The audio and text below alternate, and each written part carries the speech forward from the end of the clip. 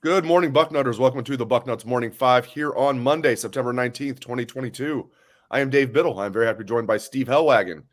Feels like it was just a few hours ago, Steve, that I was talking to you on a live podcast because it was burning the midnight oil the other night on our live podcast after the game. We're not going to get too much into the Toledo game again. I'm going to ask you just kind of broad strokes how you feel like they've looked after 3 games.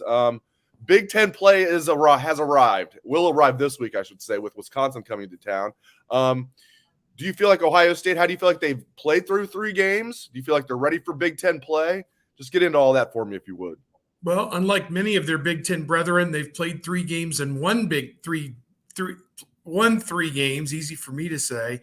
It's been really a depressing non-conference, I think, for the Big Ten when you think about some of the games that they've lost and some of the teams that Big Ten teams have lost to. That's been what's been really troubling, I think. And yet, the same thing is true. People ask me, well, is this going to hurt Ohio State's profile or whatever for the playoff? I'm like, hey, Texas A&M losing, Auburn losing doesn't help Alabama. So, it's the same thing, kind of cuts both ways for all the other contenders as well.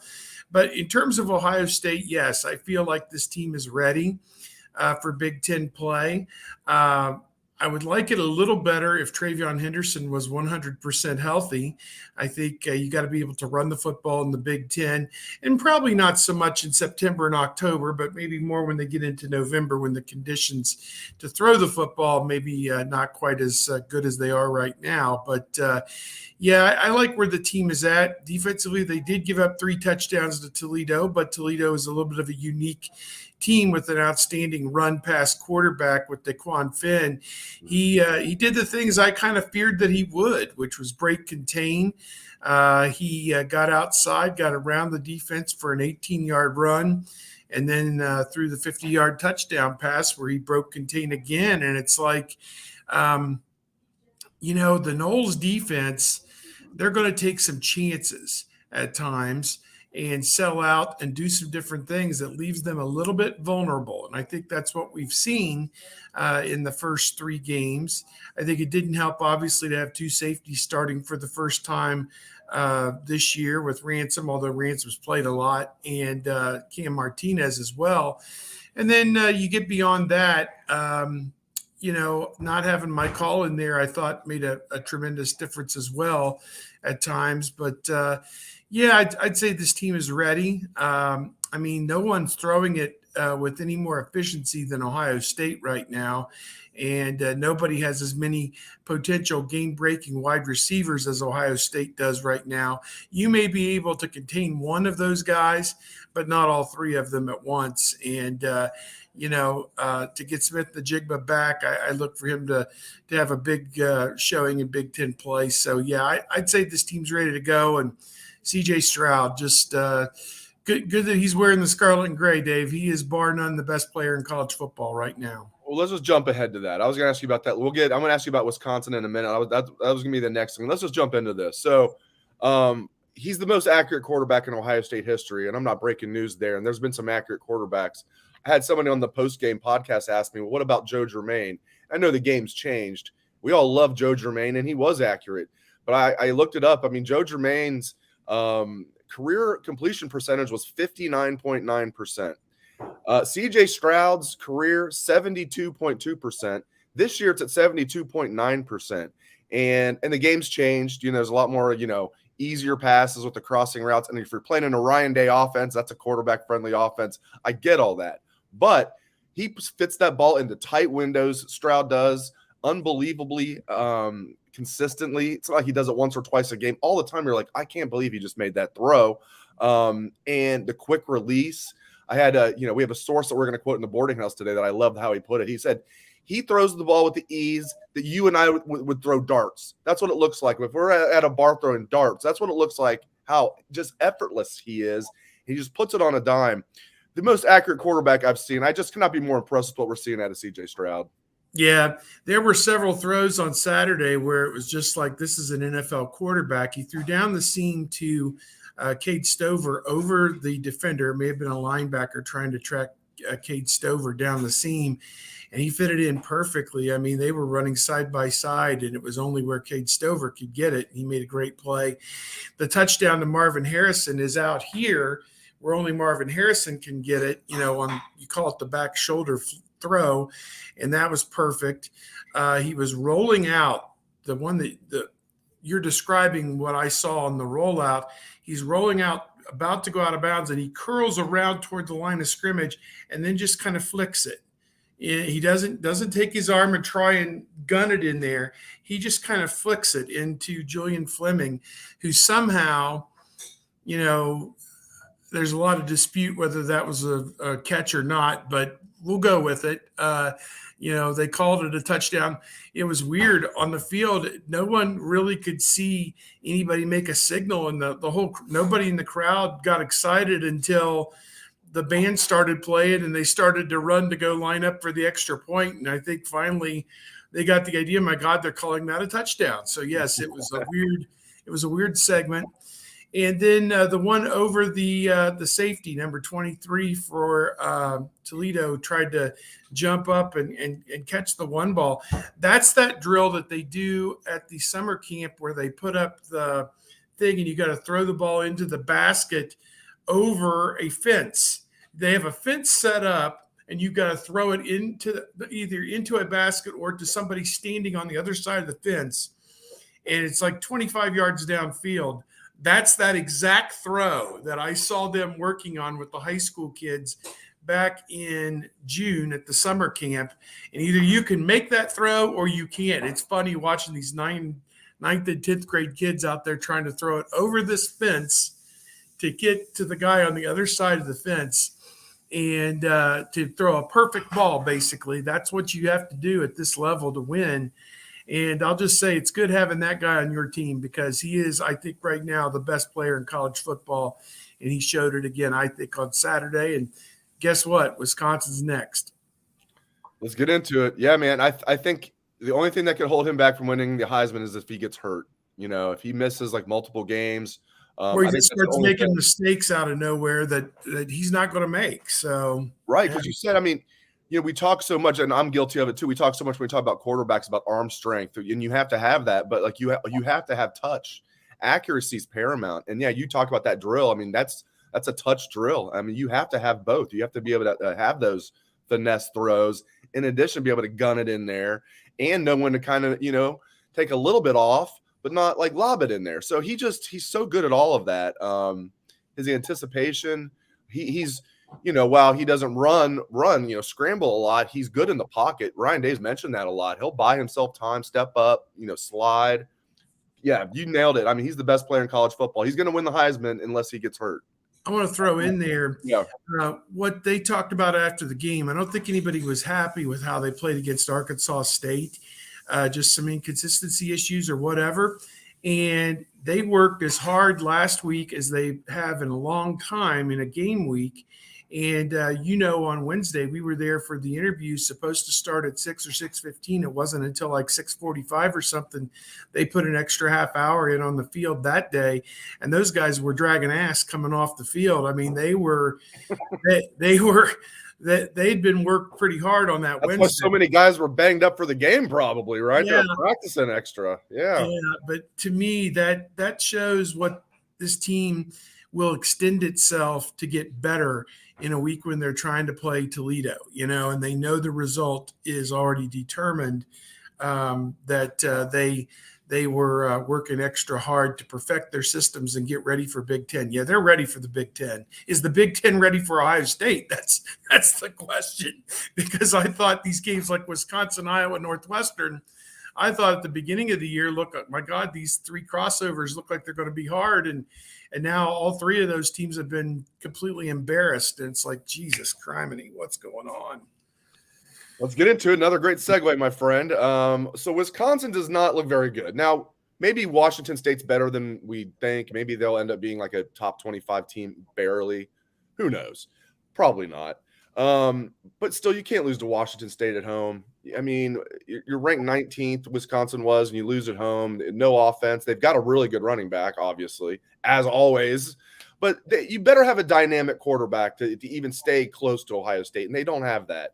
Or a great defense like Notre Dame did, where Ohio State, I think if Ohio State played Notre Dame again, they'd blow them out, but whatever. You better have a dynamic quarterback to stay, up with this Ohio State offense the way they're playing right now. And Wisconsin doesn't have that. That's always been their problem. Graham Mertz is a pocket passer who's not even that good of a pocket passer. No threat to run back there, at least not much of a threat. But Wisconsin's going to come ready to play. Jim Leonard's a good defensive coordinator. They're tough. I like Ohio State in this game, but what do you think of this matchup, Steve? Buckeyes favored by 18 points.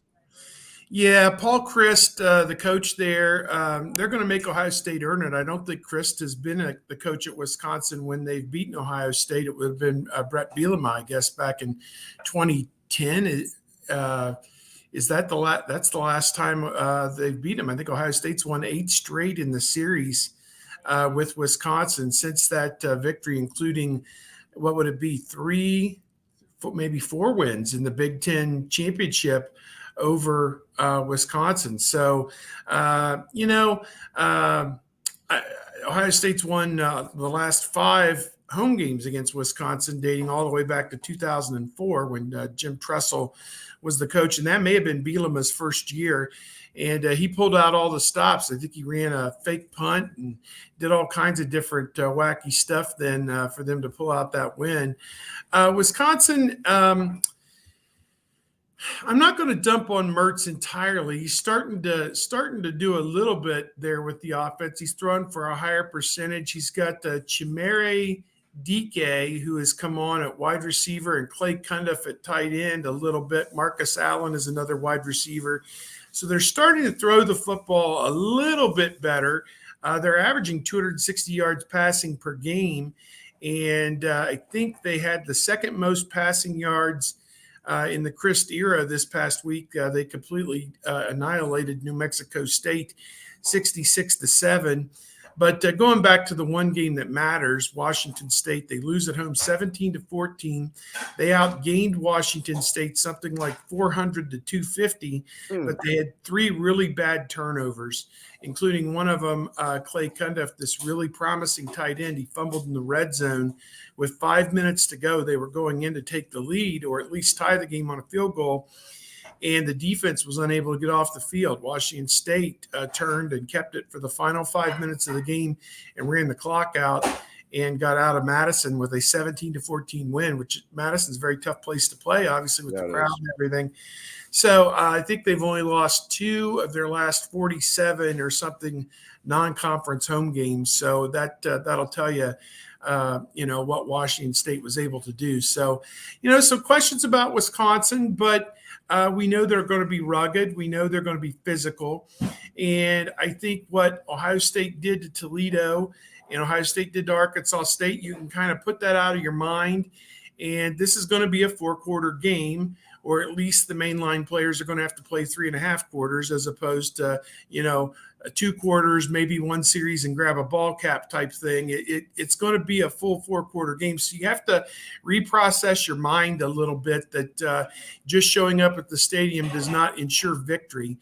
And there have been a lot of crazy things that have happened in college football this year already, as we've seen some of these results. And you let a team linger and you let a team stick around, like Wisconsin, very prideful program, then goofy things can happen. So I think it's important on Ohio State to start fast, establish the run. And again, we don't know if Travion Henderson's going to be available or not, but Mayan Williams, man, he was running with authority again this past week, and he's a good one to have on your side. So, defensively, I don't think Wisconsin's going to challenge Ohio State's defense. I would be surprised if Wisconsin scores more than 20 points in this game. Just not sure how that would happen unless they really let down and Braylon Allen has a huge game running the ball. I just don't know how that would be. But, I looked for, the line 17 points, and I was kind of like, maybe, if Ohio State scores late, that's what it ends up. I don't know. Maybe Ohio State just swamps them. That's what happened the last time they played at the Horseshoe, 38-7. Chase Young just dismantled Wisconsin. I think he had 4 sacks in that game, and that was the one that put him on Heisman watch really, that one single game. So, does Ohio State have a one-man wrecking crew like that? We're waiting on JT Tuimoloau to be that guy, and he's getting close. He's there. He's in the quarterback's face, but still waiting on his first sack. It was good to see Sawyer get one. And Javonte Jean-Baptiste had a couple this past week as well, although well after the game had been decided too. Tyleik Williams should have had one. I don't know how he didn't get credited for a sack. He took the offensive lineman and threw the offensive lineman back into the quarterback. He gave it to Jack Sawyer. I don't know. Tyleik Williams, that should have been Tyleik Williams' sack. I thought same thing. Like, they announced Jack Sawyer. I'm like, I thought Tyleik Williams was the nearest guy, but whatever. I rewatched the game. Yeah, just make sure I wasn't going crazy. I had it in my notes and talked about it. I mean, if you take your offensive lineman and you shove him back into the quarterback so hard that the quarterback falls down, and that's a sack, you should get credited for a sack on that. I think they just screwed up on that. Yeah. The statisticians are human too. Yeah.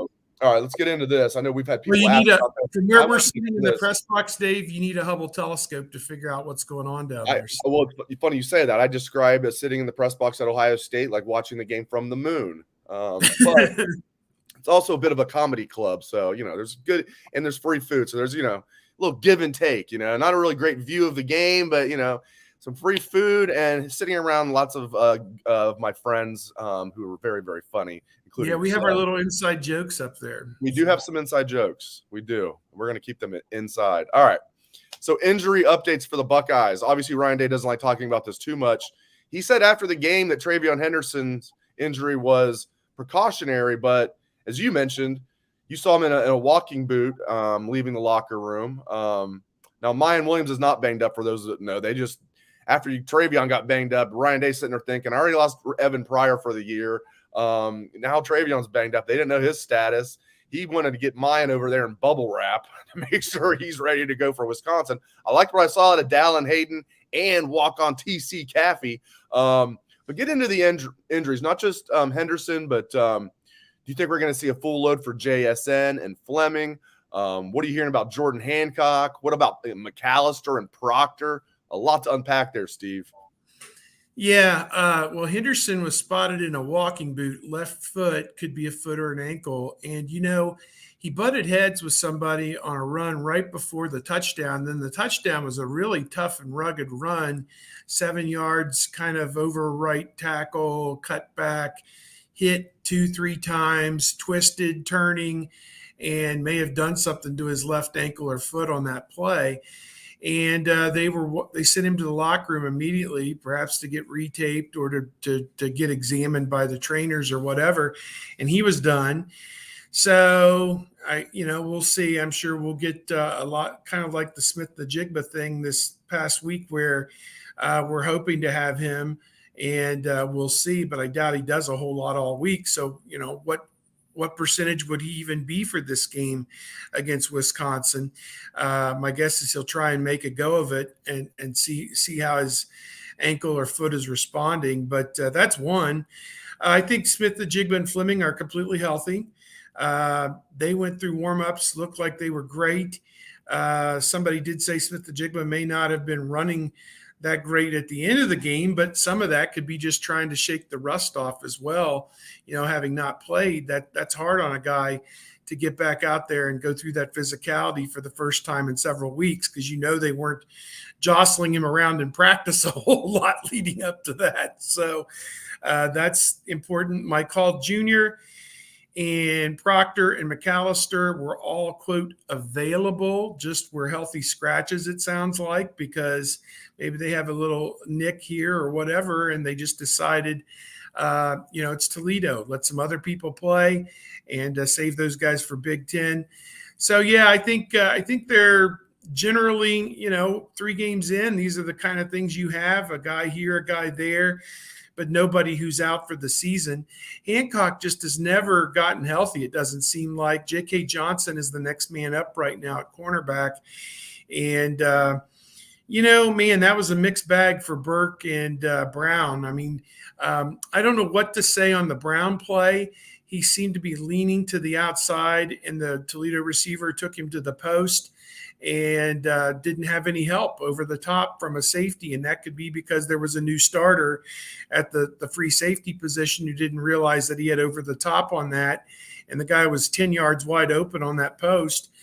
And then the Brown play, or the Burke play, the quarterback broke contain, rolled out to the left sideline and kept the play alive. And I'll give Burke a little bit of a pass there. He'd already been covering for 5 seconds or longer, but he lost complete vision of what was going on and gave up a big pass touchdown. Not optimum, but, maybe a half of a pass on that. But and those guys got to play better, because I don't know that Wisconsin's going to be the team that exploits it, but somebody along the line is going to be able to throw the football, with the ability to exploit some of this. And, the Noles defense has been, I would give it a B+, A-, but there are some vulnerabilities in here at various points, and Ohio State's got to get that shored up. All right, last thing here. I did not see this coming, and I thought I was high on Cade Stover coming into the season, because I thought he was going to be just a really good blocker. We saw him in the Rose Bowl. I mean, he might not have known always what he was supposed to do.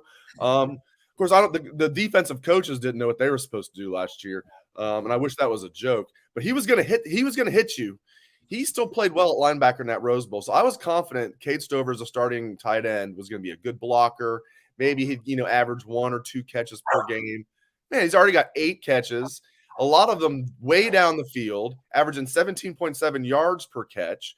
He's on pace, wait for it, to go over 30 receptions this year.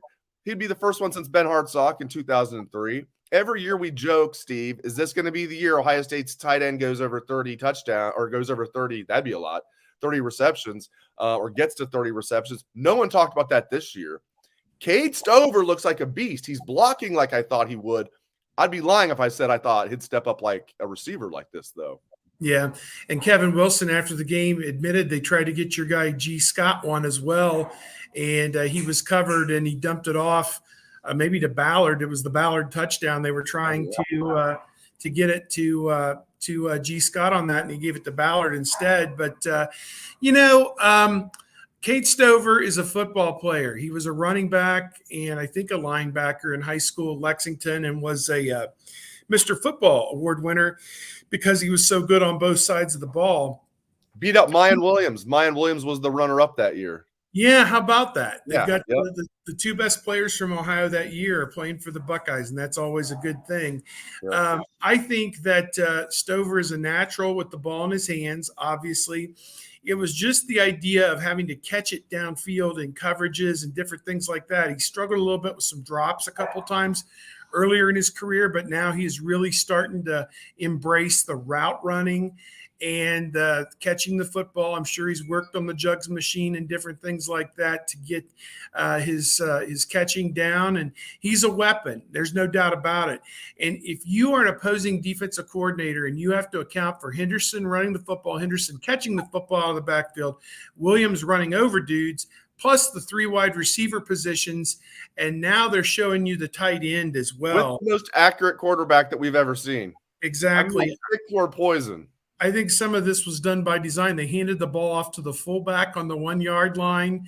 The quarterback kept it and ran the ball once. So they are showing people a lot of different wrinkles that they're going to have to account for. And, when you do that, it slows the pass rush down a little bit and just changes the viewpoint, I think, for the quarterback. So, hey, if Cade Stover is there as the security valve in Big Ten play, they're going to win a lot of football games dumping the ball off to that guy and put themselves in position to win a lot of football games. I'll say it that way.